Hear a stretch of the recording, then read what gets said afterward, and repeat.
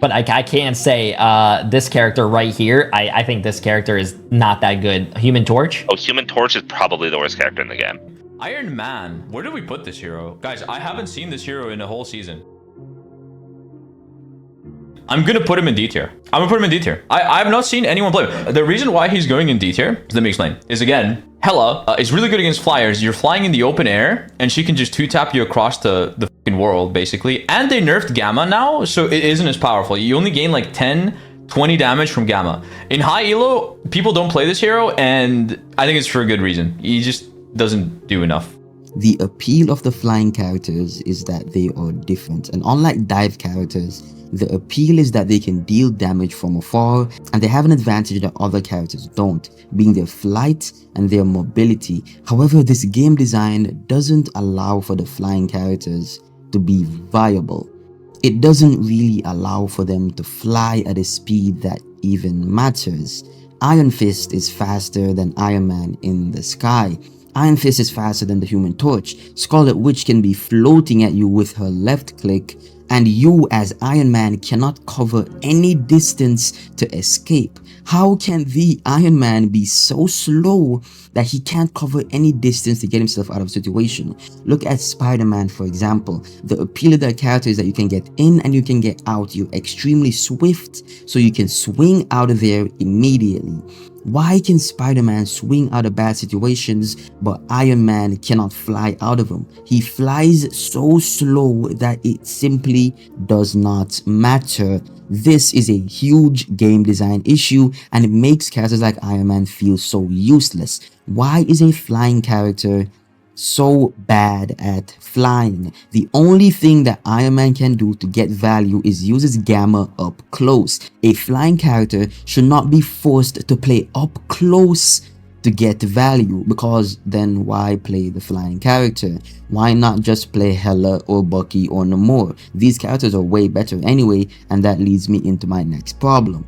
These flying characters are badly designed to the point where above Diamond, they are pretty much useless. I am Diamond, and if anyone chooses a Iron Man, I'm going Hela and I'm smacking them twice and they're dying. It's free, they have no mobility, they can't move quickly enough to evade or try to make it even harder for me to hit them because they're slow as fuck. For Spider-Man, it's not that simple because Spider-Man has mobility and he's fast. Iron Man should have more mobility and he should be a lot faster. He's essentially floating around in the sky as a free hit, and I'm saying this as someone who used the main Iron Man. That's why it hurts me so much, because I know that the character is not viable. I know that he was only viable when you could use him up close with the Hulk team up, and even then it felt so wrong. Why am I playing a flying mobility character like this? It's not fun.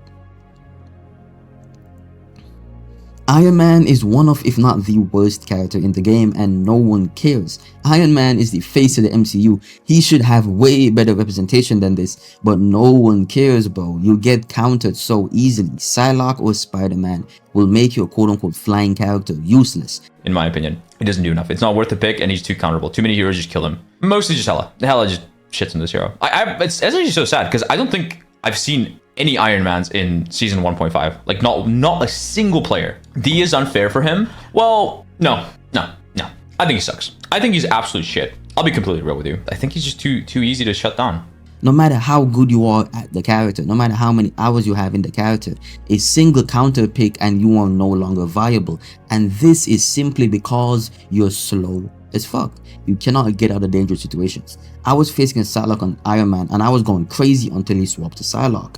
And then the Psylocke told me in game chat that, bro, if there's nothing you can do, you might as well swap. He felt bad for me and I was carrying my team. My point is, this doesn't happen to other DPS characters. That's why no one plays Iron Man, because he doesn't feel viable.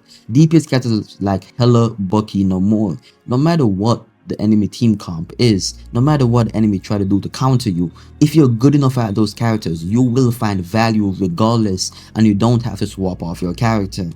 But with Iron Man or the Human Torch, brother, they choose a character that counters you and you're done. There's nothing you can do because you don't have the skill gap, you don't have the movement mastery you need to be useful, the same way you can have that movement mastery on a character like Spider-Man. That's why I'm saying that these mobility and these flying characters have a huge problem with game design. Even look at a character like Psylocke. If you go low-key and counter Psylocke, if you're good enough at the character, you can still get value, stay alive, contribute, force lamps, force ults, still do your thing. But Iron Man is not the same. Iron Man was only good with Gamma. Gamma isn't as the Gamma team up isn't as good anymore. Why is the flying character only good at close range? That is bad game design. If a flying character is only good at close range, then what's the point of him? What's the appeal of the flying character? Every character is gonna feel the same, bro. And if he's only good at close range, you're just gonna choose a close range character anyway because they're better. The other characters are way better. And before people say Storm doesn't count, bro. Storm, I can see Storm being designed in a way that she's supposed to float close to the enemy team. Like both, Storm isn't supposed to be away from the enemy team, flying around and doing her own cool shit. No, Storm is supposed to be with the team, damage boosting or speed boosting. She's a floater. She just be floating, bro. She's the equivalent of a Scarlet Witch, so she's different. Like when you see an Iron Man, you look at a clip of Iron Man, you're expecting to be able to cover some distance and be able to fly in the, like, stay in your backline, fly and annoy the enemy team. I'm not saying you should be able to just be OP, fly fast as fuck and one shot. No. I'm not saying you should even do a lot of damage. I'm just saying you should be in your enemy team's backline, far away, dealing some flying damage, shooting missiles, shooting rockets, flying around, and niggas with hit scan don't gotta 1-2 tap you immediately. You should have some mobility that if someone goes to a Psylocke or a Spider-Man or they're trying to get you, you can somewhat cover some good distance and get away. I'm not saying you should be OP, it's just that the game design for these flying characters, it doesn't make sense. And the MCU is gonna have a lot more, not MCU, this game is gonna have a lot more flying characters. So for them to design more characters that can fly, and they're probably gonna be just like the Human Torch and fly slow as fuck and not be useful, it's like, bro, it's just not good for the game. They might as well just design more ground characters and forget about the entire flying aesthetic, bro, because it's just gonna go down the drain. So that's my little rant on flying characters, bro. They should be way better. And as a matter of fact, bro, a little bit more of a rant. Scarlet Witch has a bad reputation as a bad character, but I ain't gonna lie, gang. She way more viable than Iron Man to me. In a 6-stack, Scarlet can be decent. Scarlet floats faster than Iron Man's flying, and it's more viable in my opinion, bro. That should not make sense. It shouldn't make sense. Iron Man is one of the most popular MCU characters, but I guess Namor is 15 tiers better than him. Like, okay, bro. Anyways, that's my little rant for today. Y'all got it, bro.